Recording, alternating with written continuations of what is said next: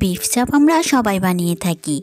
কিভাবে বানালে খুবই সহজে আর রেস্টুরেন্ট চেয়েও বেশি মজার হবে সেটা আমি আপনাদের সাথে শেয়ার করব। আসসালামু আলাইকুম, আফরিন কুকিং লাইফস্টাইল থেকে বলছি।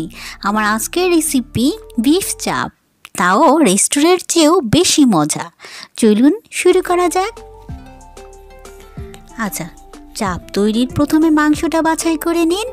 সলিড মাংস হতে হবে, হাড়যুক্ত মাংসে কিন্তু চাপ ভালো হবে না।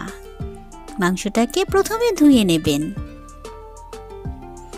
এখন যেহেতু চাপ তৈরি করবেন, তাই পাতলা পাতলা করে কেটে নেবেন। আমি ঘরে কেটে নিচ্ছি, আপনারা চাইলে এটা বাজার থেকেও কেটে আনতে পারেন। আমি আমার পছন্দ মতো পাতলা পাতলা করে কেটে নিচ্ছি, দেখুন। আর মাংসতে যদি কোনো চর্বি থাকে ফেলে দেবেন। এই চাপ কিন্তু খেতে অনেক দুর্দান্ত হয়। আপনারা চাইলে এই চাপ তৈরি করে লুচি, পরোটা, এমনকি পোলাওয়ের সাথেও খেতে পারেন। দেখুন, কথা বলতে বলতে কিন্তু আমি সবগুলো চাপ কেটে নিয়েছি। আচ্ছা, চাপটা যখন ম্যারিনেট করবেন তখন খেয়াল রাখবেন এতে যেন পানি না থাকে। খুব ভালো করে মুছে নেবেন ধোয়ার পরে। এখন একটা শিলপাটার শিল দিয়ে একটু থেতলে নেবেন।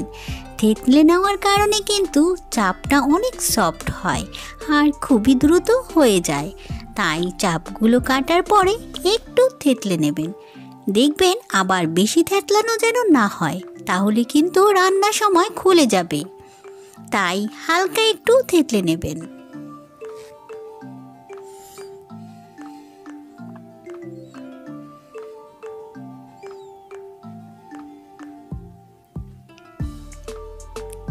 এখন চাপগুলোকে আমি আরও ভালো করে টিস্যু দিয়ে মুছে একেবারে শুকনো করে নিয়েছি। দিয়ে দিচ্ছি পরিমাণ মতো নুন, 2 টেবিল চামচ আদা রসুন পেস্ট করা, হলুদের গুঁড়ো 1 টেবিল চামচ, মরিচের গুঁড়ো 1 টেবিল চামচ, ধনিয়া গুঁড়ো 1 টেবিল চামচ, গরম মশলা গুঁড়ি দিয়েছি 1 টেবিল চামচ, পেঁয়াজ বাটা দিয়ে দিচ্ছি 1/2 কাপ, সাথে 1/2 কাপ টক দই। সব কিছু খুব ভালো করে মিশিয়ে নেবেন। মনে হচ্ছে আরও কিছুটা লবণ লাগবে, দিয়ে দিলাম। এখন খুব ভালো করে মিশিয়ে শেষে দিয়ে দেবেন কিছুটা তেল। ঢাকা দিয়ে রেখে দেবেন আধা ঘন্টার জন্য।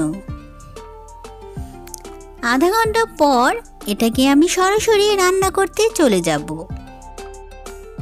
আচ্ছা, ম্যারিনেশনের পরে কিন্তু তেমন একটা ঝামেলা থাকে না। প্রথমে গ্যাসের ফ্লেমকে হাই করে পানিটা শুকিয়ে নেব। তারপরে সেদ্ধ হওয়ার জন্য পানি দিয়ে ঢাকা দিয়ে রেখে দেব। ফিরে আসব সেদ্ধ হওয়ার পর। মাঝে মাঝে একটু নেড়ে দিয়েছি। মাংসটা কিন্তু সম্পূর্ণ সেদ্ধ হয়েছে প্রায় 40 থেকে 45 মিনিটের মধ্যেই। এখন মাংসটাকে নামিয়ে একটা প্যানে দিয়ে দিচ্ছি বেশি করে তেল। মাংসটা সেদ্ধ করাই আছে, এখন শুধু ভেজে নেব। তাই তেলটা একটু বেশি দিয়ে মাংসগুলোকে তুলে ভেজে নেবেন। গ্যাসের ফ্লেমকে মিডিয়াম করে উল্টে পাল্টে পছন্দের কালার করে নেবেন। আমি একটু গাঢ় গাঢ়ই লাল করেছি, কারণ আমার ঘরে চাপগুলো এরকম কালারেই পছন্দ করে। তাই আমার মতো করে নিলাম। আপনারা কিন্তু অবশ্যই আপনাদের টেস্ট বুঝে করে নেবেন। প্রায় 6 থেকে 7 মিনিটেই কিন্তু চাপগুলো ভাজা হয়েছে। এখন এই তেল থেকে ঝরিয়ে নেব।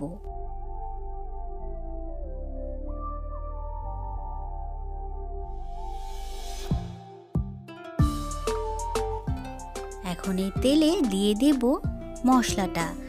মাংসটা সেদ্ধ হওয়ার পর শুধু মাংসটাই তেলে ভেজেছিলাম, বাকি মশলাটা কিন্তু ছিল। এই মশলাটাকেও এখন এই তেলে খুব ভালো করে ভেজে নেব। তারপরে ভেজে রাখা মাংসটা দিয়ে দেব। সব কিছু একসাথে ভালো করে মিশিয়ে নেব। গ্যাসের ফ্লেমকে মিডিয়াম করে 2 মিনিট রান্না করব। এরই মাঝে কিন্তু আমার রেস্টুরেন্ট চেয়েও মজার বিফ চাপ তৈরি।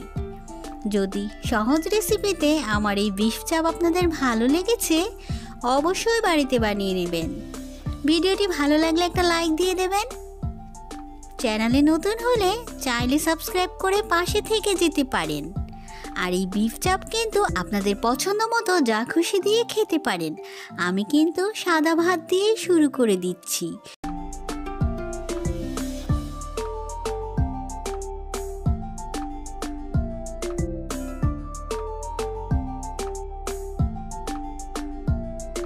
সবাই খুব ভালো থাকবেন। আবার হাজির হয়ে যাব নতুন রেসিপি নিয়ে। আল্লাহ হাফিজ।